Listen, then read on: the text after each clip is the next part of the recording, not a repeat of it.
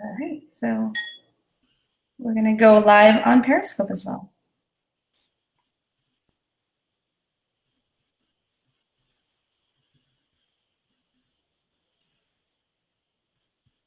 All right, so we're live on Periscope and we're live on Google Hangout. And I'm going to wait for some folks to jump in. Hey, guys.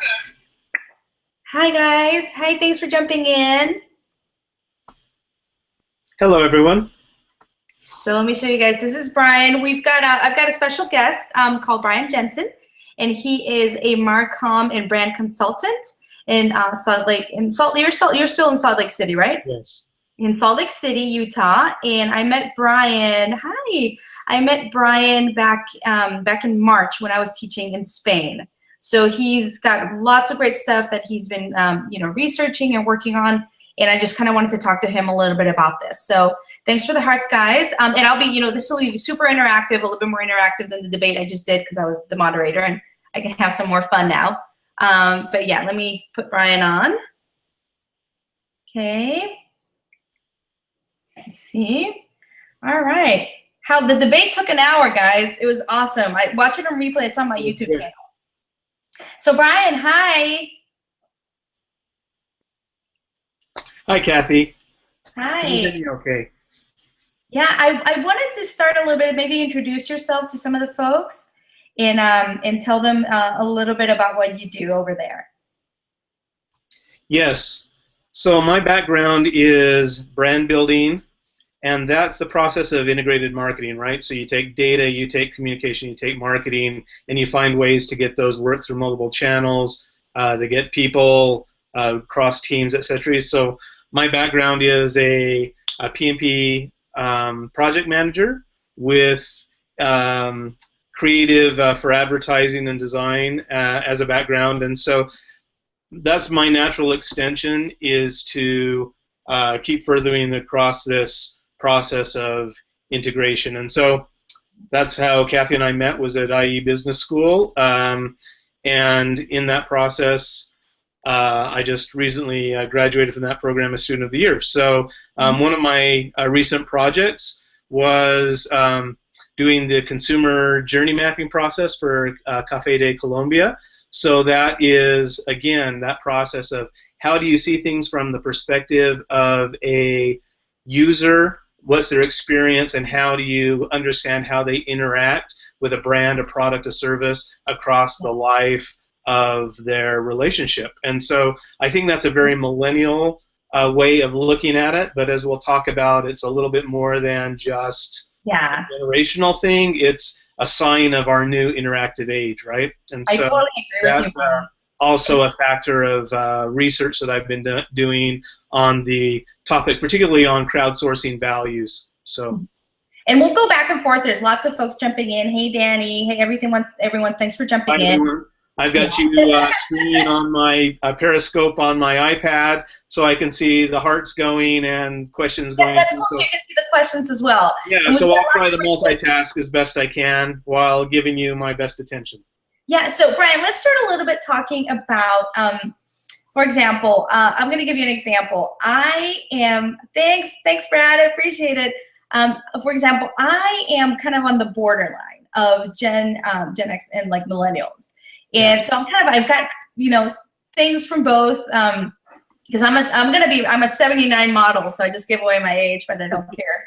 So, so tell folks a little bit about what the millennial mindset is, so they can understand. And guys, and if you guys have questions, please, type them in. We'll talk as we go, and invite followers if you think this is interesting to them. So, all right, Bryan. So take it away. Yeah. So a fun way that I would frame that is the millennial mindset is being open to the idea that you are a millennial, even if you're not, like it or not. So a millennial, we would normally identify them with the generation that came in the early 80s up through the early mid 90s, before we had the next generation, which is sometimes called Generation Z. And they are really important from the perspective of marketing and brand management, because by the year 2020, they will reflect 50% of the core consumer base, especially for the United States, not just to be United States centric. This is obviously a global thing too, but the United States market is very influential in mapping out this idea of process. So my concern is that while millennials are important as a generation and we see some trends in how they consume, how they relate, how they build relationships with brands and companies, that they're just an icon for helping us understand a new age we've been transitioning into as a culture. And that's an age of consent, an age of how we manage content.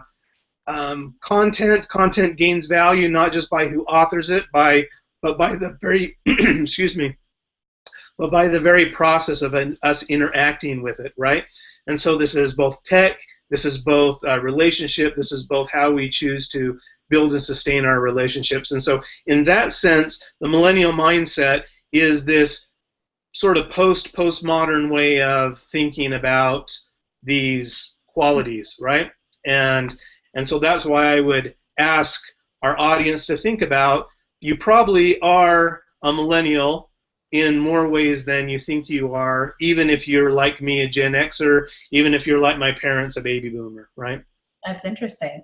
And guys, we're getting some really awesome questions. Danny had a really good question, Bryan, and I'm gonna go ahead and start taking some questions as they come in. Danny was asking, what is the eBay? I think you said eBay. The eBay way to market real estate to millennials. Like, in your opinion, you know, I know we're gonna talk about Whole Foods. We're gonna talk a lot about that, but definitely, if you have any input into that, thank you. I love my earrings too. So yeah, what do you want to say? The camera focused on the more interesting thing to look at, which is you and your earrings, rather. Bryan, you should have worn your earrings. I'll work on that for the next one. Okay, the best. Get some nice gauges or something. So the best way to market real estate to millennials. The best way to market real estate to millennials. So, so the perspective of millennials and real estate is what we would. There's several factors to consider, and they come down to how the millennial consumer and then, for example, the real estate agent is going to interact with that millennial consumer. So if you wanted to say, okay, I'm a real estate agent, I need to sell to the millennial consumer, first of all, broaden your mind to say it might be a millennial, but it might be somebody who's affected by this new way of thinking it, right? So if we talked about reputation, first of all, the information imbalance has been shifted, right? So where real estate agents traditionally were an authoritative figure that controlled information. That information is now more widely available. If I'm a consumer, I'm not only shopping with you, but I'm getting my information from other sources as well. So you have to, as the agent, you have to, first of all, approach the reputation saying, I'm on more equal footing for the information exchange than I was before. And then second of all, the millennial, and this is going to come up a bit in, like, I would steer you to a new study that just came out in the last couple months from IBM. Now, IBM's you know, one of the three big leaders for data analytics, and they did a study where they were analyzing the B2B relationship. Now, in this case, we're talking B2C, the consumer and the realtor, but there's some dynamics that cross over, right? And so what we found is that the millennials want to have their experience easy and user-friendly, right? And that's based because they have the information available to them and they want a close relationship. So if you're going to sell a house to them, you got to come from the point of what we would call glocalism, right? You want to have this bigger mentality that's shaped by these ideas, but you want to be very local about it. You want to be very relational. You want to be very direct in respecting their access to information and their aspect of choice. And so they want a reputation that feels meaningful, that feels like there's an exchange of value, right? And so this is the millennial mindset at action in buying a house, right? And IBM found that this is what millennials value, number one, whereas, for example, boomers, valued the reputation on a broader sense, like what is their general community reputation? Is this have certain brand value? And of course, this is still valued by millennials too, but it's not prioritized as highly as the more immediate experience, right? So that's what I would say. Someone's stepping in saying they value value. Well, yeah, they value value, but it's a value exchange that isn't just in, for example, in this case, the house. Okay, the house sits on a property, it's by a nice park, it's by a nice school, whatever, but it's going to have value because the information is, they're going to be pulling up information on Zillow, they're going to be looking after and say, okay, who's this seller, what have I found if I Google search them, right? All of this stuff now puts the seller where they're not completely mediated through the realtor anymore, and the realtor doesn't protect all that information to their advantage, right? And so, you know, you'll just see that experience show up in this sort of cadre of HGTV real estate shows. I mean, there's like so many of them, but they help us experience in a voyeuristic sense, but also in a tangible sense, in this sense, how this has changed, right? You look at how those people manage their relationship with those people, like say if they're going to love it or leave it, right? You know, it's a completely different thing than when I bought my first house back in the mid-90s, right? And so. Right. And now that you're talking about video and everything, someone asked, you know, like with Meerkat and Periscope, is this going to have an effect? Is it going to be useful for real estate? Is it going to be effective? So what are your thoughts on that? Well, yeah, I mean, I would imagine, okay, so if I'm a real estate agent and I were to go out and see a house, right, you could take the virtual experience another step, right? So right now, real estate agents have a lot of great tools at their disposal. They go and they put on these virtual 360 tours or et cetera. It's like, well, why couldn't I, like say, for example, if I were the be moving to Seattle or something, it's like, why wouldn't I just talk to a real estate agent? They would go out, they would see a property for me, they would walk through it live, and they could live stream that right through Periscope or Meerkat, right? And I could ask them questions right on the fly, and this is actually more useful because they could even sync in the sellers, right? And the sellers could participate in that process where normally it depends on how a real estate agent shows a house, but sometimes they're invited not to be there at all. And it could be that the creative real estate agent could figure out, of course you're going to have to vet this, you're going to have to strategize about it, but they could vet how to use some of these other voices to enhance the relationship and the purchase experience. Well, it's interesting because some of the folks on Periscope are saying, like, for example, a lot of times people move a lot here in the States. Yeah. And, you know, and you've got people that move and sometimes can't even see the house. Right. So they'll see pictures or something, but, like, this technology might be able to help them see it in real time. And, like you said, do, like, the open house for several folks kind of virtually in that sense, but even better than, you know, than we do now. This is, like, real time.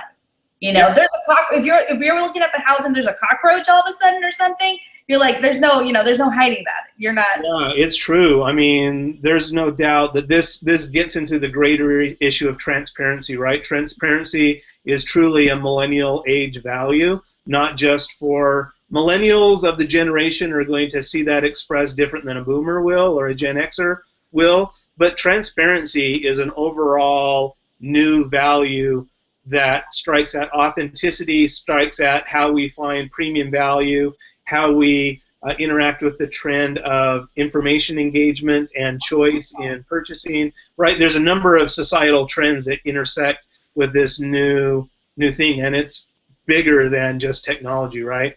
I totally agree. And one of the things that Bryan and I want to talk about also is, many of you guys have probably heard that Whole Foods is thinking of opening like a lower, what would you say, like a lower budget, like a more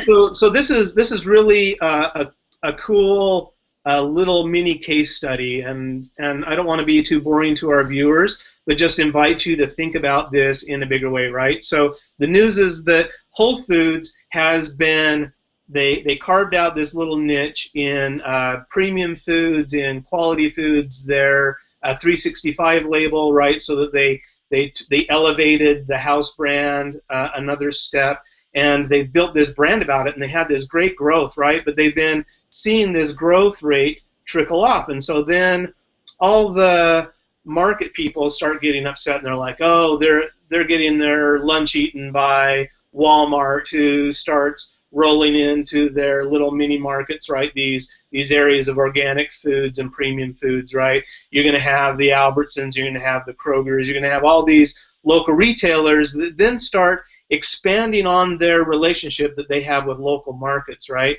And then they start catering to this, and they say, well, where's Whole Foods going to go, right? And so then Whole Foods looks at it on one level. We have one issue of the shareholder mentality. This is like totally dying out in the millennial age, and that's the idea of growth is the only way to measure brand value, right? So people look at it and they say, oh, they're down to a 3-point-something growth rate now. This is like really discouraging, and it's like, sustaining a value on a 3% growth rate in, for example, a German Mittelstand. This is a small medium enterprise.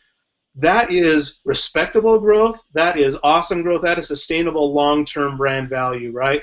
And here in America, all of a sudden people look at that and say, oh no, they're losing their value. So then they start saying, okay, how do we cope with this? We're going to launch this new store brand where we're going to be more discount and value oriented to cater to the millennials. Okay, so now we've had another trend just come up in this. This is the end of the trend of the economic disparity, right? And people look at it and they say, okay, statistically, millennials as a statistical group are falling the lowest in the economic tier. So let's go after and let's cater after them. Well, back up a minute. Let's look at this. In this last big economic correction, it's the Gen Xers that lost the most value in terms of their take-home pay, in terms of their savings, in terms of their investments, right? So they're also impacted by this mentality of like, it's not just going to be a millennial who might be interested in this new Whole Foods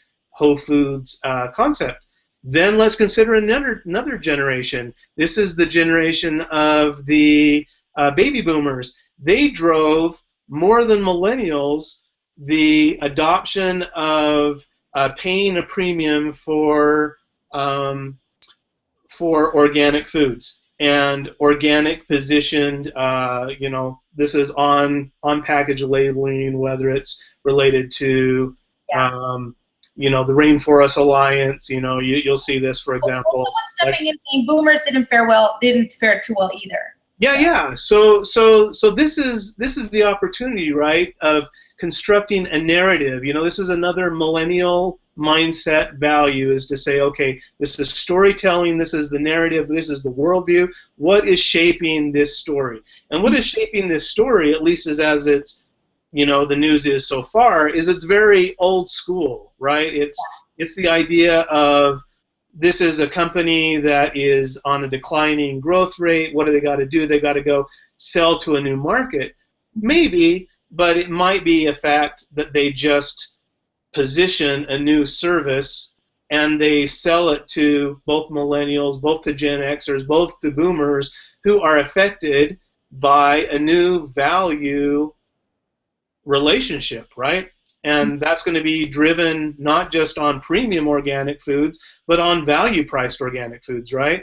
And for example, just to bring an example from Spain, right? We've been studying Spain. You've got Jose Carrion, which has been shaping themselves in value juices and value wines, right? And they just turned around a 30% growth rate in value-priced wines and juices in a tweet I saw from them last week, right? So this shows that this isn't just an economy. I mean, Spain obviously is very impacted by the economic problems that we've had, but America is too, right? And so you look at that and you say, there's a new value exchange that Whole Foods probably has to adapt itself to, which is shaped by this larger mindset, rather than just saying, okay, let's go carve out and just sell to millennials. And so so that's what I would invite people to just step back and say there's an opportunity here to look at these kind of things in a bigger way. Brian, I'm going to go back, go back and forth between you and the people. Yeah, that's good. So, do you guys, okay, yes, there's someone in Gainesville that's on my scope. I'm like, oh my gosh, we totally need to connect. But anyway, if you guys that are watching that are just jumping in, I'm talking to Bryan Jensen about the millennial mindset, which goes beyond, hey, John, I need to talk to your wife, by the way. But we're talking about the millennial mindset, about people, folks that have that kind of mindset. It goes beyond really the years that you were born. It's really mindset.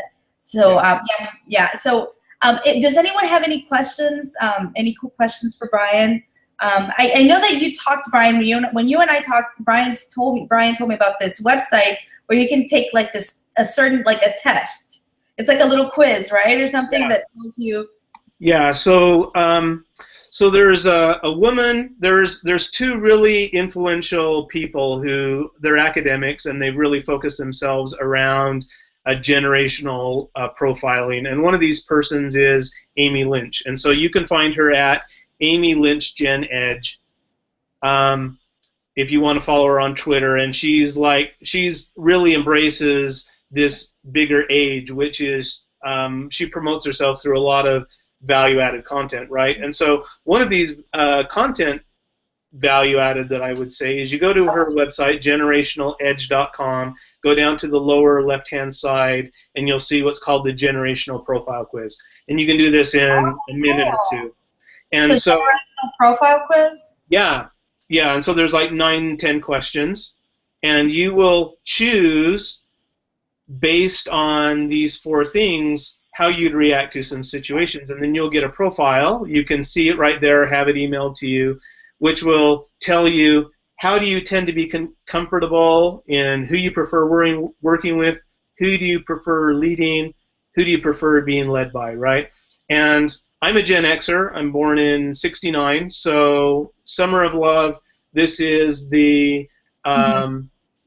this is the early Gen X. But I really, even as an early Gen Xer, I took that quiz and I found myself that I ranked significantly higher as a millennial. See, so that's very interesting. That is so interesting, Bryan. And that's probably based on my profession in how I follow trends, but it's also just going to be based on my personality and stuff too, right? And one of those questions is like, okay, how are you going to, for example, I'll bring up one of these. Yeah. And Bryan, and let me just jump in. There's some really cool discussion going on in Scope about how millennials, like the term millennial, I mean, loosely based, that they face different competition than their parents maybe did, because now the world is so globalized and so digital. Right. So it's like it's been a total sea change in that sense. So I don't know if you want to comment on that or. Yeah.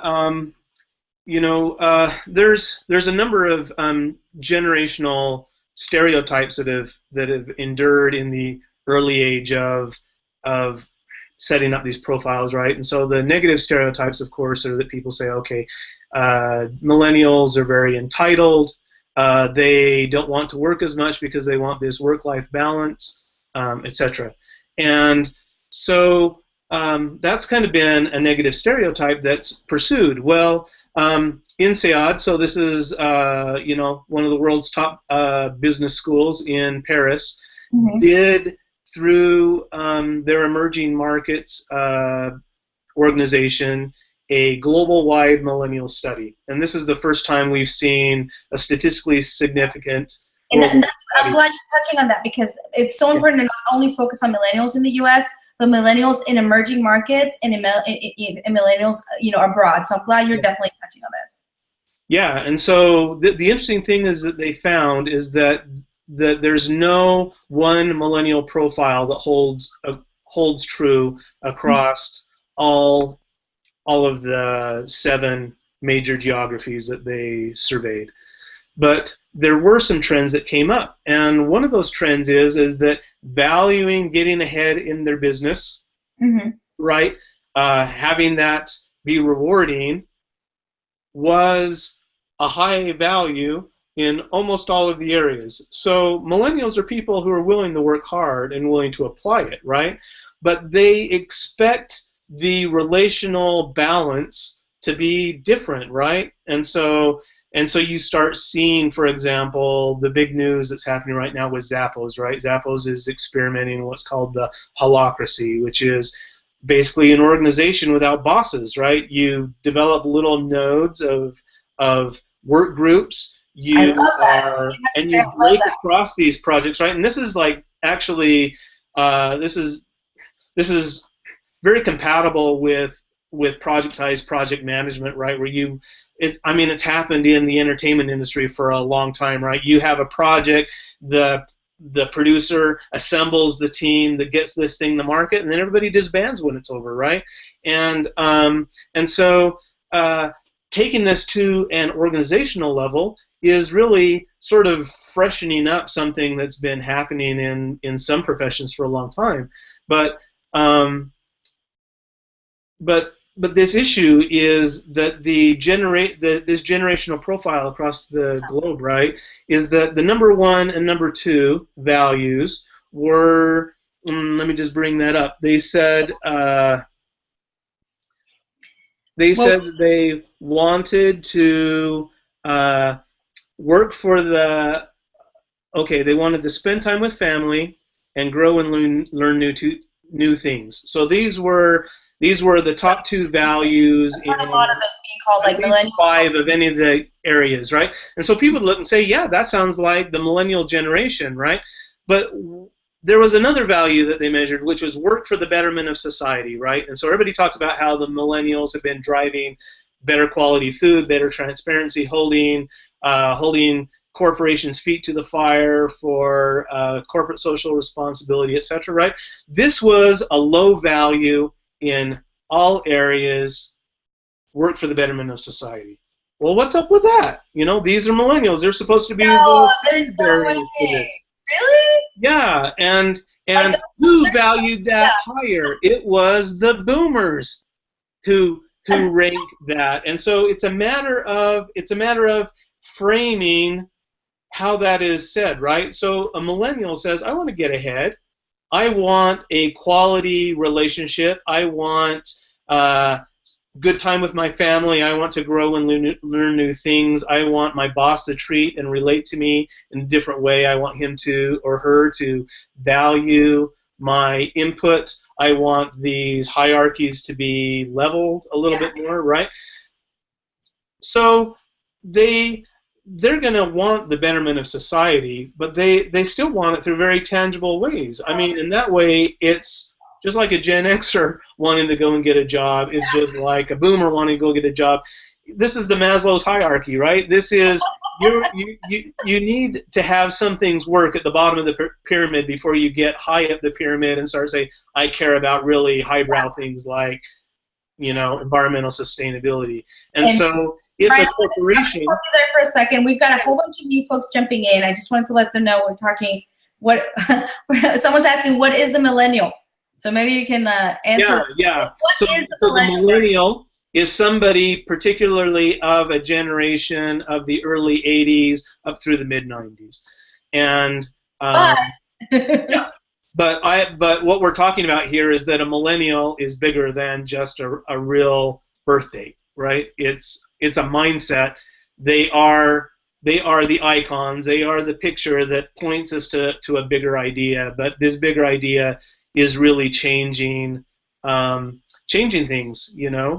A trend that we're seeing, for example, a way that this shows up is the accessibility of information. It has now introduced a new subsegment which they call the silver surfers, right? It's just a fun way of saying the silent generation. These are sometimes called the matures. They're the World War II people, the parents of the baby boomers, that they actually have more in common in terms of life values with millennials than the boomers or the Gen Xers typically have with them.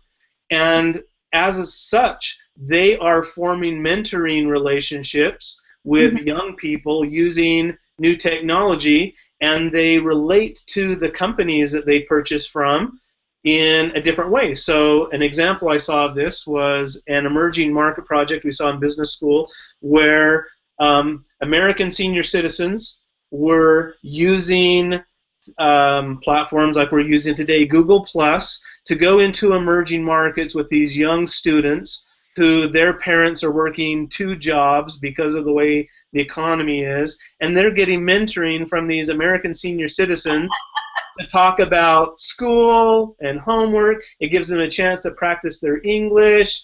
These senior citizens make connections across worldwide borders, and that is tremendous, right? This is the Silver Surfer, right? And this is what I would say the millennial mindset by some of these wonderful silver-haired people of our economy, right? And Bryan, and it's really interesting that we're talking about this because I just thought, you've probably heard of Chelsea Cross? Yeah. She is huge. I mean, she is like amazing. I love her. And then Brian Fanzo, who was doing who was on the debate I was doing earlier, he actually talks a lot about millennial mindset with Christine Cardoz, who's one of his colleagues. And it's just been really interesting that we got to talk about this today. So yeah, if you can recommend, because we're getting towards the end of our scope, if you can recommend some folks that are talking about this or like things that you've seen that could be really fun, maybe give us like a top 3.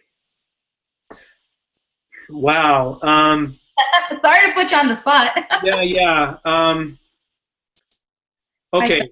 So here's a trend I would just invite people to consider about, and this is a trend that's called the new sincerity, right? And this shows up in popular culture in a lot of ways. And so if you start following the new sincerity, you'll start understanding, okay, how is this engagement driving the way content is created, right? One real example of this intention as in like tension in problem, is, for example, okay, some traditional content creators, so in the old economy, the content creator was king, right? You create something, you put it out, and you send it out in the market to be consumed, and then people talk about it, people recommend it, whatever, and then people go and consume it. Well, in the new millennial age, there's the opportunity to interact and to drive the involvement. And so some content producers have, through like traditional television production, have listened to their fan base and altered the way stories go, right? And so this has been incorporated in Game of Thrones in a real minor way, but in some television programs in a greater way. And so you can follow the new sincerity to like get an idea of that. And so one thing that's working against that is this new, what's called, what do they call it? I'm trying to think of the handle for it, right? Where we go and like consume Daredevil in a single sitting, and we go sit and watch the entire series of House of Cards. You know, we binge on this stuff, right? And they were saying that this is going to change the way stories are told, right? Because now they want to tell a whole story that people go and binge watch. Mm-hmm. And then they interact with it again. It's almost actually the old mentality coming back to haunt us in the new stuff. We're getting what we want, which is to consume entertainment whenever we want, on the platform we want, and at the time that we want. But then they want to give it, they're basically satisfying our human urge, which is we get addicted to things, right? And so also when you just consume, we can binge on this stuff, but then we lack the ability to engage with that content and that story as it grows. And so all of a sudden you're at the end of Daredevil, for example, right? And Daredevil's like, wow, this is like really awesome. That suit really sucks, And they haven't had the ability to adapt that storyline through engaging their customer base until an entire series, 10 hours of content have already been created in this, right? Audra was saying like people don't like to wait anymore. Yeah. That's generation. But that's where we have to be mindful. So the content creator who wants to enable this millennial mindset is going to have to come up with new ways to say, okay, if this is what the market wants, they want to binge, can I allow them to binge, but that binging allows them to participate somehow in shaping the dialogue and shaping the relationship so that they feel like what happens afterwards. So maybe what we're going to see is more of these small, like 5-segment series rather than 10-segment series. Well, that's why I think Periscope and Meerkat are going to change a lot of things. And we just had Andy say something really interesting. He works in advertising. He said it's so hard to change the mindset of like the dinosaur mindset, you know, in that world. And I mean, Andy, and I completely agree with you. I mean, I feel your pain. I understand what you're saying, and because it's all changing and it's changing fast. And I think, you know, to Bryan's point, with video, like with Periscope and Meerkat, it's really changed. I mean, I'm a firm believer that it's going to change the way we tell stories. So.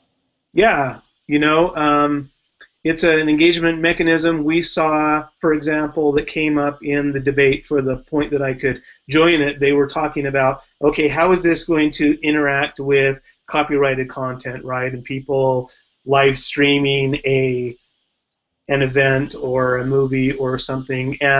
And the point, really good point that they made is that if you can add value to the exchange rather than just parroting on something else, then you create something new, right? And so Kathy and I were talking a little bit before we set up this thing about the idea of NHL, you know, banning live streaming at the events because they don't want people to live stream. And I told her about this Chipotle project I was working on, where they went in and started sponsoring. They've been very anti-traditional advertising, right? They're very millennial age in terms of how they manage advertising, the value exchange, the product as the real star of the show, choice being a real driving factor of the experience.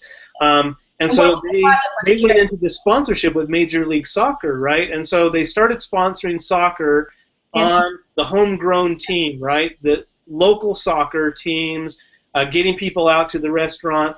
And I found in doing this research that Major League Soccer right now, no surprise among the up-and-coming Hispanic populations that it's the #2 sport.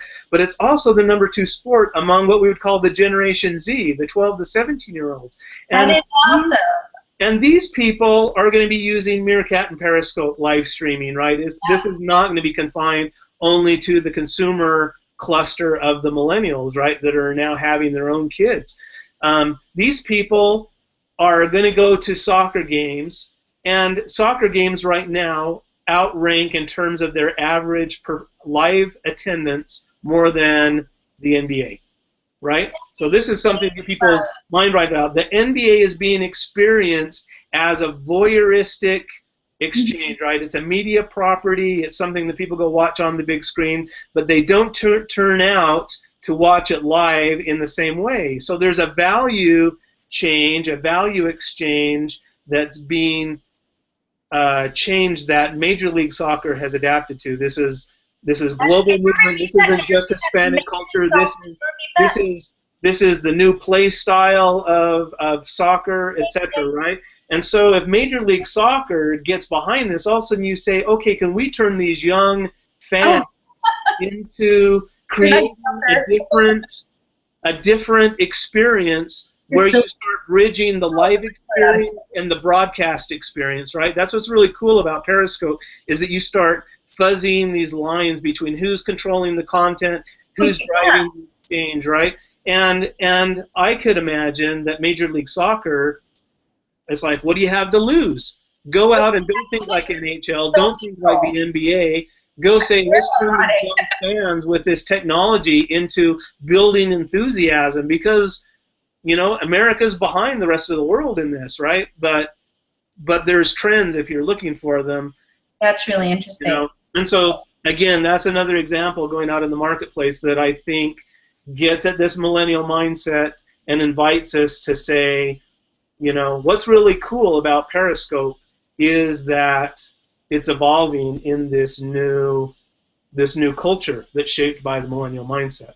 And it's not just technology, guys. It's not just technology. Yeah. Well, Bryan, I want to thank you so much for joining me today for this Hangout on Air, this scope. I think lots of great comments going on in the stream, some great questions, lots of feedback, and I appreciate that for everyone that jumped on the scope. So, Bryan, thank you so much. I appreciate that, and I think Thanks for the things, guys. Thanks, Wendy, for joining in. That was fun. So, all right, Bryan, take care. Thank you, Kathy. This is really exciting, and I appreciate you leading it today. All right. And even inviting me to find new ways to exchange and manage a conversation across all this different interface we've got now. Awesome. All right, Bryan. Well, thank you, Kathy. Talk to you later. Hope to meet the rest of your team another times. Bye. All right. Bye. Thank you.